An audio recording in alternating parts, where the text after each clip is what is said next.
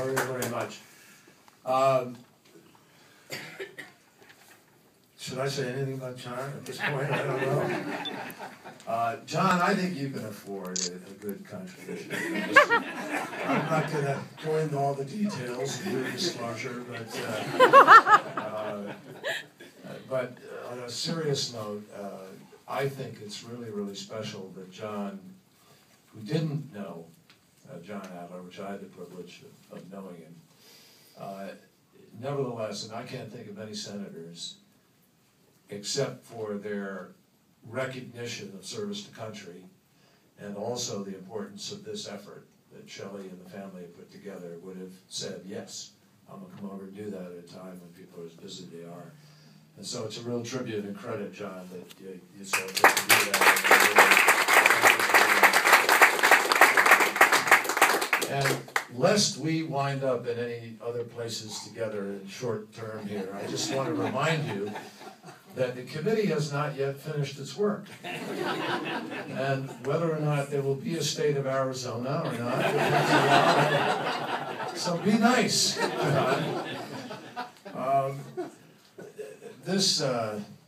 I also want to make it clear to everybody that I think I'm now almost the second longest serving senator in Massachusetts history, the longest obviously being my late great colleague Teddy. What that proves is that it takes a good Yale man to properly represent Harvard.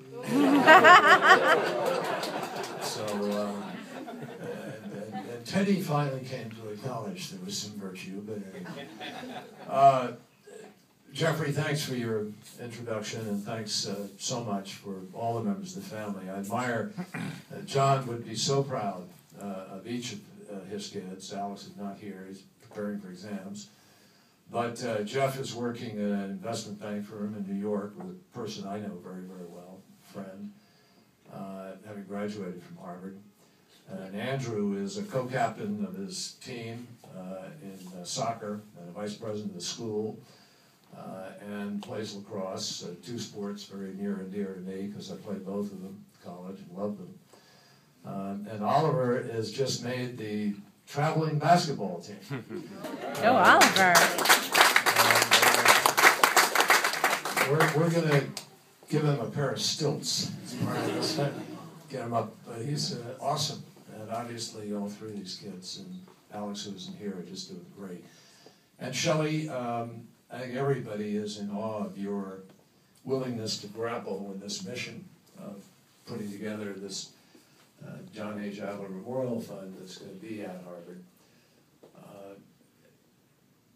We're a few days away, not too many days away from Veterans Day, when we remember sacrifices here in America from the Revolutionary War all the way through to Iraq and Afghanistan and other places right now. And I think John and I both share one of the things that has really been a bond for us, brought us together, though we had some differences early on in our lives about the war itself, is our passion for those who serve, for those who wear the uniform, and for what it means. And John Adler he just had an instinct. I can't tell you. I mean, one of the things, I really loved this guy. He was one of those people you meet in a campaign, you don't get to, you kind of come drifting through these states, as John knows, very quickly. But certain people make a real impression on you, and they become very close to you, notwithstanding that you're moving in and out very quickly. And John was a kind of Pied Piper. He had this enormous energy and idealism, and it was infectious. And he had an urgency. I'd almost say that there was a kind of urgency about his life. He got elected when he was 28 years old with the Cherry Hill Town Council, 31 years old, became state senator, and then he was state senator until he came to Congress. And obviously he was stolen from us much too quickly from the Congress.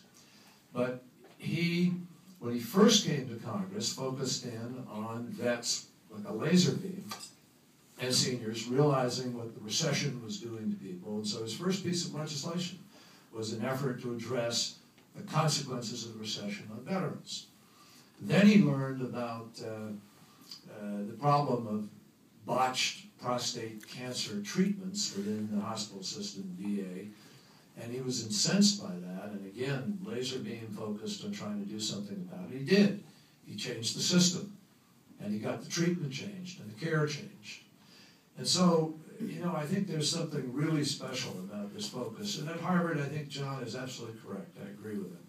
How terrific to have the resources of one of our premier universities in the country. We're blessed to have so many, we really are. But special places where this kind of research could really be groundbreaking.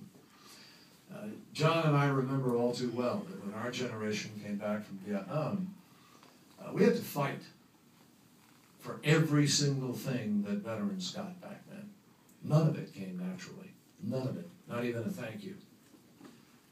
And so the vets of that time fought for increased allowances under the VA, for books, for education allowance, for GI Bill, for Agent Orange recognition, for a memorial down here in Washington. I mean, all of it came through the spontaneous efforts of vets themselves. And I think that generation made it clear in their minds and in their lives that no other group of young men or women who were ever sent anywhere were ever going to have to go through that kind of experience again. And I'm proud to say that both the Congress and the American people, and in every quarter of our life today, there is a brilliant recognition of the sacrifice and service, no matter what the feelings of the war. And that may be one of the great legacies of Vietnam, in a sense, is that the lesson was learned by the country and is indelibly imprinted in people. This, we also learned that there are kinds of injuries that go on and on. And there are new kinds of injuries always. We're learning that with TBI now, traumatic brain injury. And because of the ability of our medical teams in the field, corpsmen and medics, and then of course the proximity of early surgery, and then proximity of Landstuhl, and ultimately return to what was Walter Reed and now all consolidated Bethesda.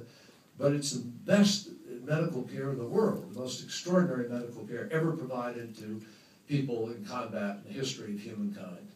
But it means more people survive.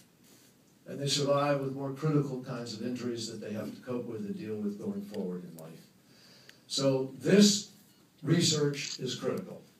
It's going to be very important to helping us learn about those challenges, about how you cope, how you deal, what can we do to make it easier, what kinds of treatments, maybe breakthrough treatments. And even PTSD continues as a challenge in our mental health communities. So Shelley, I'm very, very pleased to be here tonight. This is a wonderful tribute to the urgency of John Adler's life. And I think it's a great way to take somebody who gave so much to public service in such a short time and continue it. And his work will continue, his passion will continue, his caring, and he kept faith with Abraham Lincoln's words that this country should never, ever forget those who bore in the battle, the widow and the orphan, and because of this, we won't. So God bless you. Thanks for doing it. It's a privilege to be here.